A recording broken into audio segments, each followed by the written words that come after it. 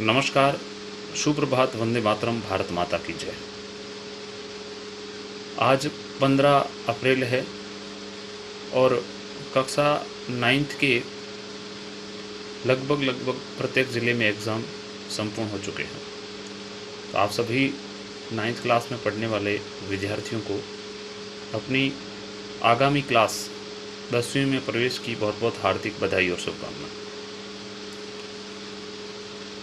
आप सभी को बताते हुए बहुत हर्ष हो रहा है कि आपको कक्षा 10वीं की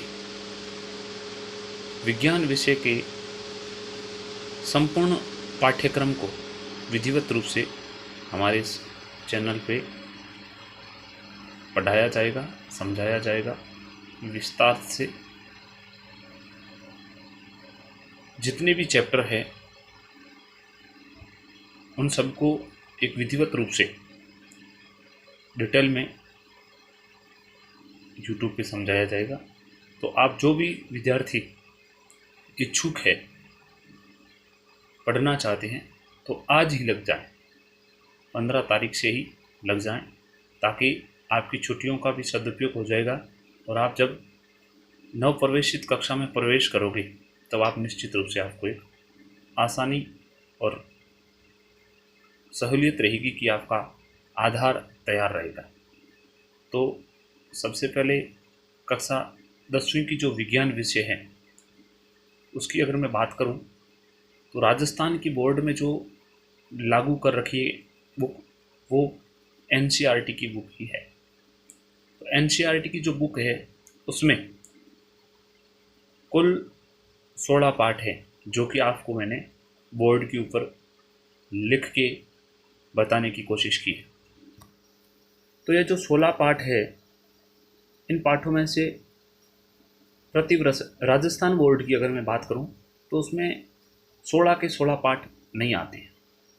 इसमें लगभग कभी 2 पाठ को हटा देते हैं, तो कभी 3 को हटा देते हैं, तो कभी 4 को हटा देते हैं। तो इस बार 2024-25 के सत्र में कौन से पाठ हटाएंगे वो अभी तक राजस्थान माध्यमिक शिक्षा बोर्ड ने जारी नहीं किया है।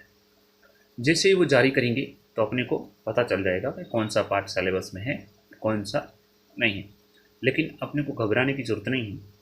अपने को एक बार इस NCERT की जो 10th क्लास की बुक है, इसके 1 से लेकर के 16 पाठ है, जो इनके नाम और सब्जेक्ट वाइज विज्ञान में अलग अलग शाखाएं होती हैं, तो उनमें कौन सी शाखा के अंतर्गत कौन से पाठ आते हैं, तो उनको डिटेल में अपन एक बार लिख देंगे कि इतनी पूरी किताब में इतने चैप्टर है, इस भाग में ये चैप्टर आते हैं।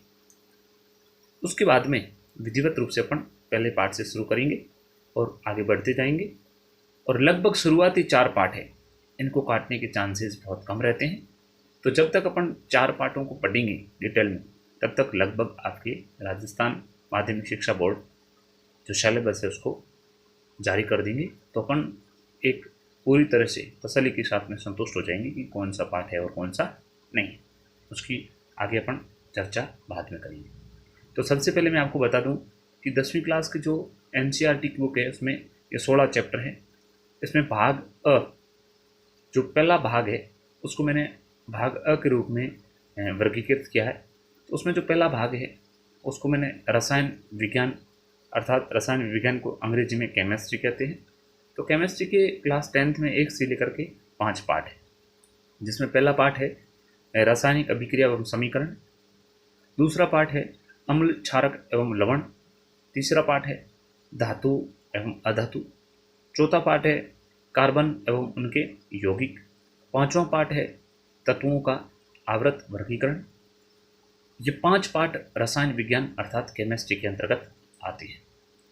इसके बाद में जो दूसरा भाग है, जिसको भाग ब, और वो जो ब भाग है वो जीव विज्ञान, जिसको अंग्रेजी में बायोलॉजी कहते हैं, उसके अंतर्गत आता है, जिसमें चैप्टर नंबर 6 से लेके 9 तक है।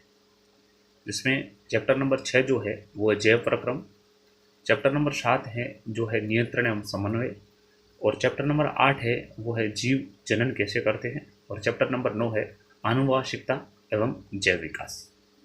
तो ये 6 से लेके 9 पाठ ये जीव विज्ञान के अंतर्गत आते हैं। इसके बाद अगर मैं बात करूं तो थर्ड पार्ट जिसको भाग श कहता है और स भाग के अंतर्गत भौतिक विज्ञान जिसको अंग्रेजी में फिजिक्स कहते हैं, उसके अंतर्गत 4 चैप्टर आते हैं जिसमें चैप्टर नंबर 10 से लेकर के 13 तक को शामिल किया गया है। इसमें अध्याय नंबर 10 प्रकाश प्रावर्तन एवं अपवर्तन, अध्याय नंबर 11 मानव नेत्र तथा रंग बिरंगा संसार, अध्याय नंबर 12 विद्युत और अध्याय नंबर 13 विद्युत धारा का चुंबकीय प्रभाव। इस प्रकार 10 से लेकर के 13 तक ये जो पाठ है ये भौतिक विज्ञान के अंतर्गत आते हैं। और चौथा जो भाग है वो है पर्यावरण अध्ययन का, जिसको अपन EVS कहते हैं। और पर्यावरण अध्ययन के अंतर्गत चैप्टर नंबर 14 से लेकर के 16 तक को शामिल किया गया है, जिसमें चैप्टर नंबर 14 ऊर्जा के स्रोत, चैप्टर नंबर 15 हमारा पर्यावरण और चैप्टर नंबर 16 प्राकृतिक संसाधनों का सपोषित प्रबंधन। इस प्रकार 14 से लेकर के 16 तक की जो अध्याय है उनको भाग द और पर्यावरण अध्ययन EVS के अंतर्गत रखा गया है।